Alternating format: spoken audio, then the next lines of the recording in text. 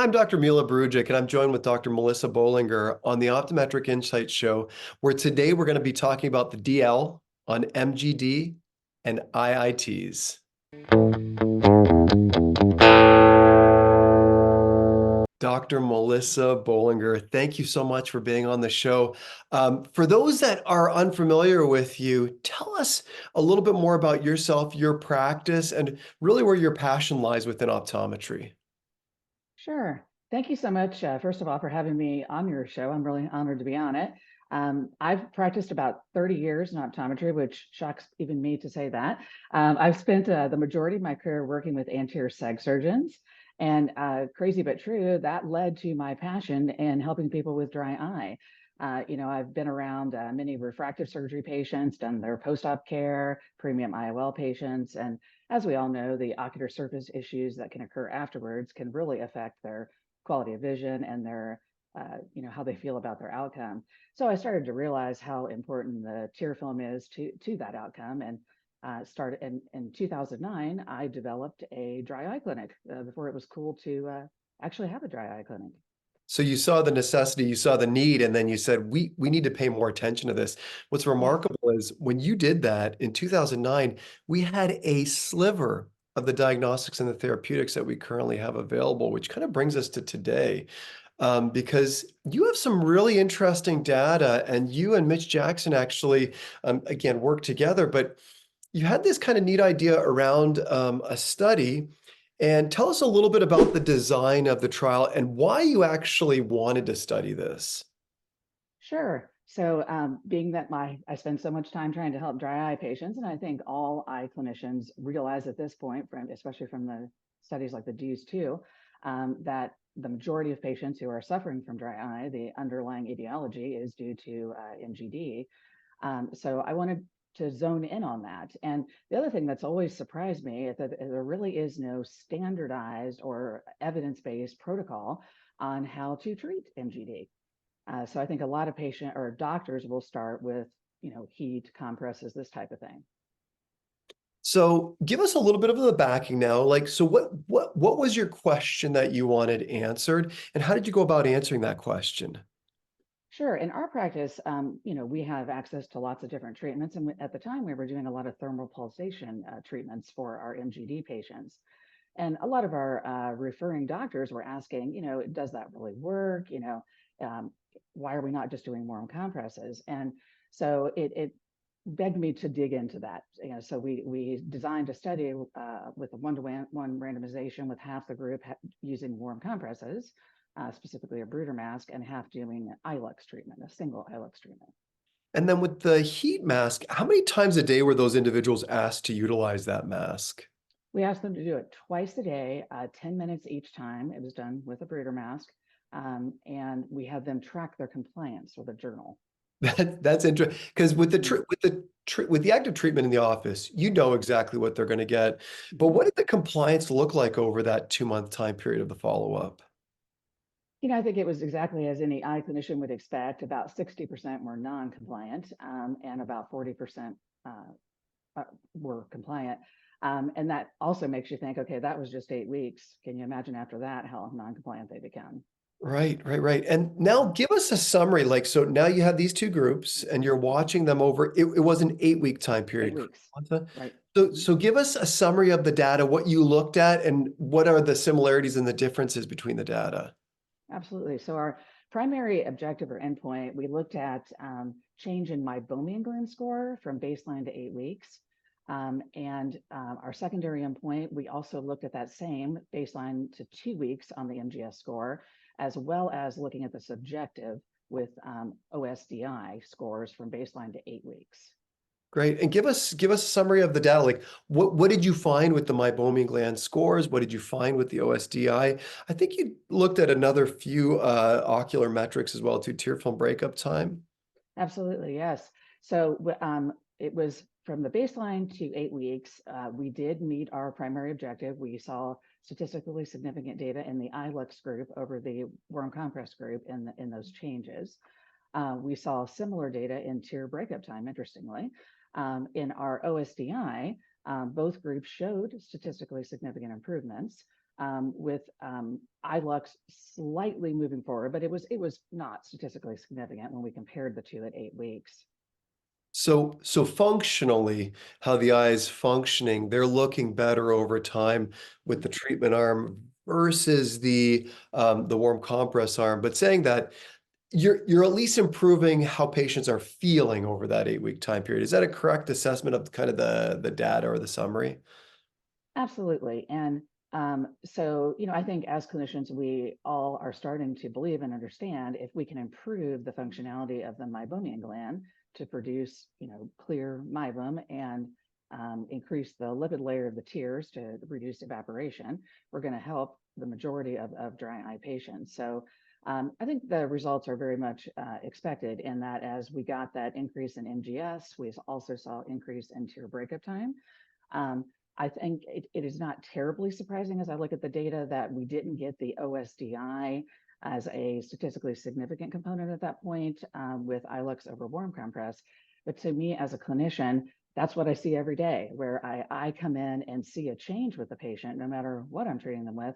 And it takes a while for the patient to subjectively come around to that. So to me, that kind of fit what I see in clinic. Yeah, we actually, Melissa, and I don't know if this is going to start becoming a standard of care in some of the clinical trials that we're performing, but we're starting to now with our dry eye patients do the proparacaine test, where we literally ask them on a scale from 0 to 10 right now, how do your eyes feel? Put a drop of proparacaine in the eyes and ask them that same question 90 seconds later to see whether or not those symptoms are alleviated. Because we would expect for somebody who has everything that's occurring on the ocular surface and peripherally located for them to go down to a 0 with proparacaine in the eyes. And what we're finding is there's a subset of these patients who don't go down to 0 and don't even change at all. Well, those are people that are maybe less influenced by the things that we're doing on the ocular surface. And those people we only started doing this about 2 to 3 months ago on a regular basis, but we're communicating results a little bit differently with these individuals, specifically with respect to what we perceive as being a potential neuropathic etiology for some of these patients. So I think that's going to be important as well too. What I find interesting, Melissa, about your whole story here is that you're in a predominantly surgical setting, and Mhm. I, I don't work in a surgical setting, but I work a lot with pre and post-op patients. So it's amazing. We go through this like patients go through this honeymoon phase after cataract surgery where they love everything.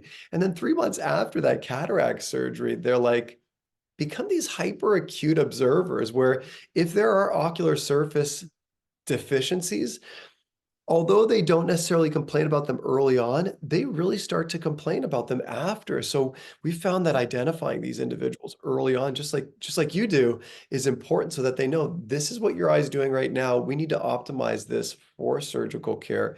And this may even be a challenge after, but we're going to manage you through it as opposed to, I didn't hear anything about it. We have surgery. Now we're hearing about all this dry because immediately the surgery then gets blamed. So we've learned that Mhm.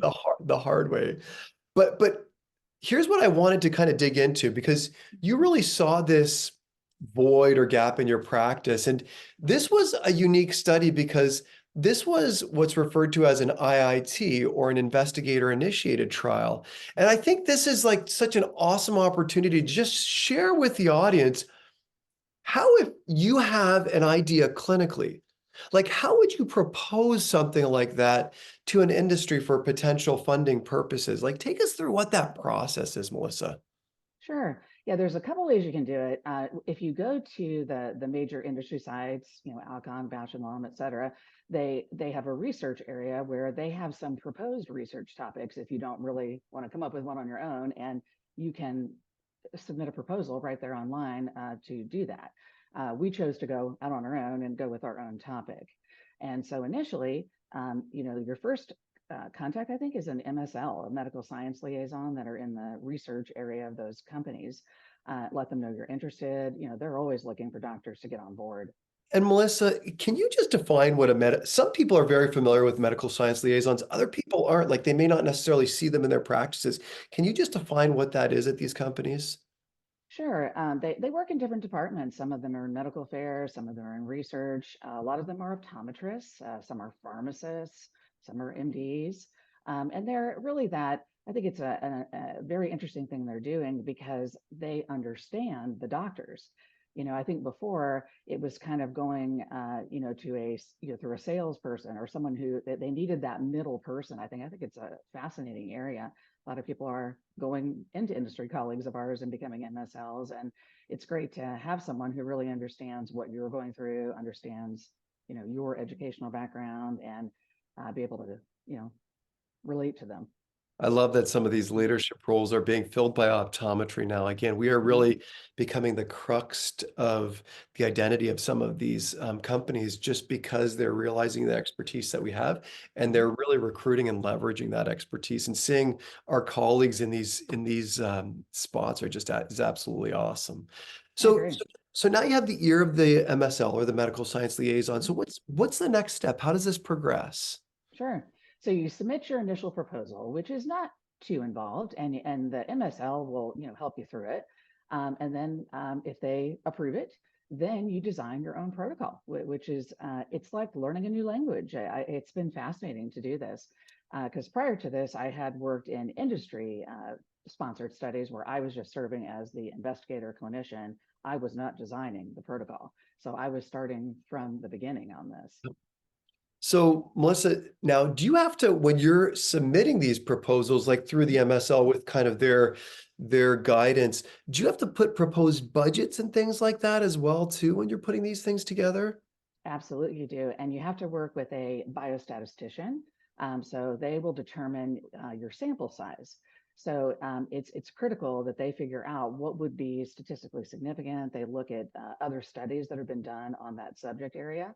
And they run, I mean, these people are math wizards and they run these calculations for you.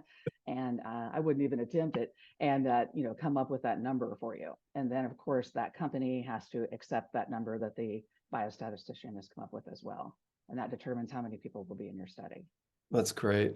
Well, Mhm. Melissa, I will tell you that I just had the good fortune of working with a biostatistician, and I will tell you Mhm. in the realm of vision science, their level of knowledge to really decoding and peeling back the layers of the onion and helping us understand what's statistically and clinically meaningful is absolutely an art. Listen, you're such an asset to the profession. You just every single time I interact with you, you're always doing things the right way. You're promoting the profession through just awesome patient care. And you're really emulating what I think is excellence in the way that optometry and ophthalmology are working together. So, for all of those things, thank you for everything that you do for the profession. Thank you for saying that. I appreciate that. You do that as well. Well, we all try and do it in our own little ways, Melissa, but you definitely have captured the eye of the profession. We thank you for that. And thank you all for joining us for this episode where we got the DL on MGD and IITs. Thanks again, friends, for joining us for this episode. Again, thanks to Team for their support of this episode. If you're considering or have ever considered getting a virtual team member for your practice, check out hireteam.com. That's HIRETEEM.com. Mention the OI show when signing up, or hit the link below for a $250 discount off of your first month's team member.